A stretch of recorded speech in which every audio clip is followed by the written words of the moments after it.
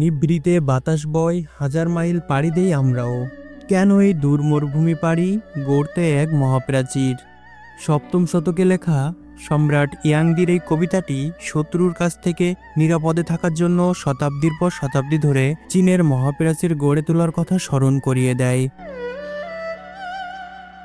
চীনের মহাপ্রাচীর মানুষের হাতে তৈরি পৃথিবীর সবচেয়ে বড় স্থাপত্য শিল্প, পৃথিবীর সপ্ত আশ্চর্যগুলোর একটি। এটি পৃথিবীর সবচেয়ে জনবহুল দেশ চীনে অবস্থিত। দীর্ঘতম এই প্রাচীরটি দৈর্ঘ্যে প্রায় ৮,৮৫১.৮ কিলোমিটার। এটি চীনের সাংহাই পাশে শুরু হয়ে শেষ হয় লোপনুরে।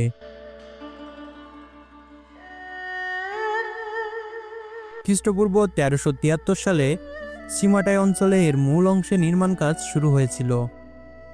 চীনের প্রথম সম্রাট কিং শি হুয়াংয়ের অধীনে নির্মিত প্রাচীরটি সবচেয়ে বিখ্যাত ছিল।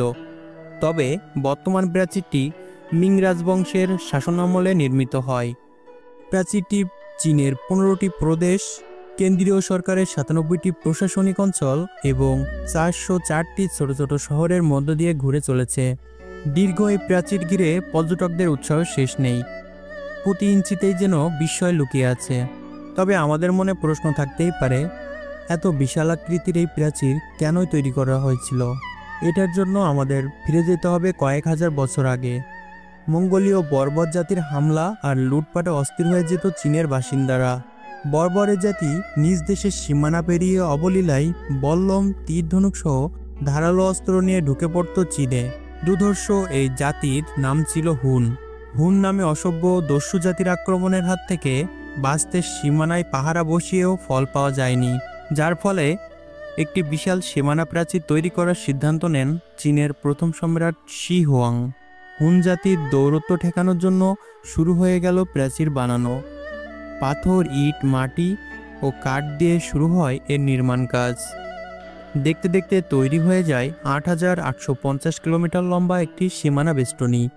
এই কথাই এতদিন আমাদের জানার ছিল সবার, কিন্তু সম্প্রতি একটি জরিপে দেখা গেছে এই প্রাচীর আসলে ২১,০০০ কিলোমিটার লম্বা। বিস্ময় বনে যেতে হয় আমাদের এই কথা শুনে, কারণ চীনের মহাপ্রাচীর মানুষের হাতে তৈরি পৃথিবীর সবচেয়ে বড় স্থাপত্য।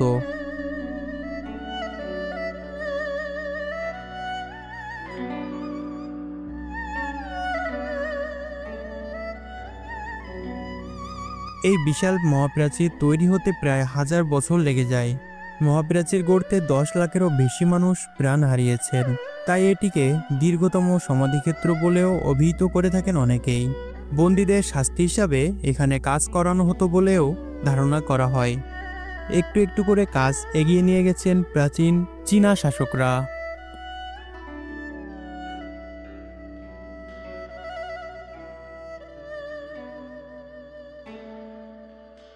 রাজধানী বেইজিং থেকে প্রায় ৫১ কিলোমিটার দূরে অবস্থিত এই মহাপ্রাচীর। পাহাড়ের পাদদেশে বেয়ে চলা আঁকাবাঁকা নদীর মতো এই প্রাচীর বুক দিয়ে আগলে রেখেছে চীনকে। সমতল ভূমি থেকে প্রাচীরের উচ্চতা হবে ৫ থেকে ৮ মিটার। ২৫ ফুট চওড়া এই প্রাচীরের ওপর একসঙ্গে ৬ জন অশ্বারোহী পাশাপাশি ছুটে যেতে পারেন তাদের ঘোড়া নিয়ে। প্রাচীরের প্রতি আধা কিলোমিটার অন্তর রয়েছে পাহারা চাহনি।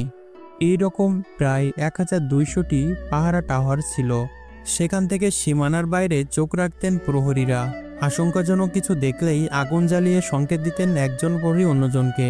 এভাবে একসঙ্গে প্রাচীরের উপরে পাহারায় থাকা প্রহরীরা সতর্কভাবে জেনে যেতেন শত্রুর অবস্থান সম্পর্কে। এ পদ্ধতিতে ধীরে ধীরে শত্রুর কবল থেকে রক্ষা করতেন দেশকে। সেই সীমানা রক্ষা কবচ আজ পৃথিবীর আশ্চর্যজনক বস্তুর একটি। ১৯৮৭ সালে ইউনেস্কো এটিকে বিশ্ব ঐতিহ্য হিসেবে ঘোষণা করেন। চীনের এই মহাপ্রাচীর দেখতে প্রতি বছর দেশটিতে ভিড় করেন কয়েক লাখ মানুষ। এই প্রাচীর ঘিরে পর্যটকদের আগ্রহের শেষ নেই। প্রতিদিন প্রায় ১৫ কোটি টাকার টিকিট বিক্রি হয় এখানে। কত শ্রমিক এর পিছনে অবদান রেখেছিলেন এর ইয়াত্তা নেই। তবে এই প্রাচীর নির্মাণ কাজ ছিল দারুণ ব্যয়বহুল। এই অর্থ ব্যয়ের বিরোধিতা করেছিলেন চীনের কমিউনিস্টের প্রবক্তা মাও সেতুং। কিন্তু এই প্রাচীরই আজ চীনের রাজস্ব আয়ের একটি বড় অংশ। চীনের এই প্রাচীর দেখতে প্রতিদিন গড়ে ৭০ থেকে ৮০ হাজার মানুষ এখানে আসেন। তবে বন্ধের দিন মানুষের এখানে ঢল নামে। বিদেশিদের চেয়ে চীনের জনগণ প্রাচীর দেখতে আসেন বেশি, কারণ এটি চীনের একটি জাতীয় পার্ক। প্রাচীরের টিকিট বিক্রির টাকায় চীনের সরকারের অনেক উন্নয়নমূলক কাজ করা হয়। এই প্রাচীর এখন চীনের জাতীয় গর্বের প্রতীক।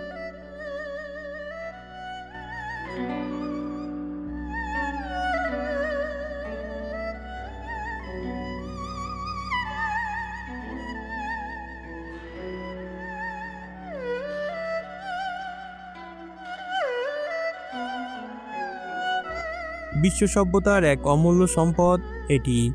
এ প্রাচীর চীনের সীমান্তবর্তী 5টি প্রদেশকে এক করেছে। বেজিং শহরের পাশ ঘেঁষে রয়েছে একটি গেট। এই গেট দিয়ে সবচেয়ে বেশি লোক প্রাচীর দেখতে যায়। প্রাচীর ঘিরে কিছুটা দূরে দূরে রয়েছে মনোরম রেস্টুরেন্ট ও শপিং মল। প্রাচীর ঘুরিয়ে দেখার জন্য রয়েছে গাইড। প্রাচীরটির নির্মাণ কাজ করতে যারা প্রাণ হারিয়েছিলেন তাদের বংশধররা গ্রেট ওয়ালে বেড়াতে গেলে একটি মোরগকে দড়িতে বেঁধে নিয়ে যান। মহাপ্রাচীর নির্মাণের এর নকশা হিসাবে একটি ড্রাগনের প্রতিরূপকে অনুসরণ করা হয়েছে। মহাপ্রাচীরের নানা অংশে পোড়ামাটি বা ইটকে থরে থরে সাজানোর জন্য আঠালো করে চালের আটা বা ময়দা ব্যবহার করা হয়েছিল। আর এগুলো এত শক্ত করেই জুড়েছে, বহু বছর পরও সেখানে কোনো ঘাস জন্মাতে পারেনি। অনেকে বিশ্বাস করেন এই মহাপ্রাচীর চাঁদ থেকেও দেখা যায়, কিন্তু আজও এর কোনো সত্যতা নেই। এখন চীনের প্রাচীরের অবস্থা বেশ কিছু জায়গায় নাজুক হয়ে পড়েছে। কয়েকটি অংশে পাথর ও মাটি খসে পড়ার খবর পাওয়া গেছে।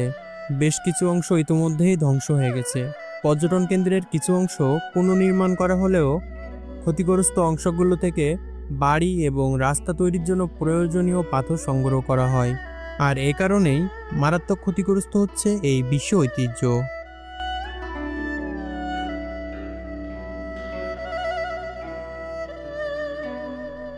তো কেমন লাগলো আজকের ভিডিওটি? কমেন্ট করে জানিয়ে দিন। নিত্য নতুন এমন ভিডিও পেতে আমাদের চ্যানেলটিকে সাবস্ক্রাইব করুন। দেখা হবে পরবর্তীতে এমন আকর্ষণীয় কোনো একটা ভিডিও নিয়ে। সে পর্যন্ত সবাই সুস্থ থাকুন, ভালো থাকুন। আল্লাহ হাফেজ।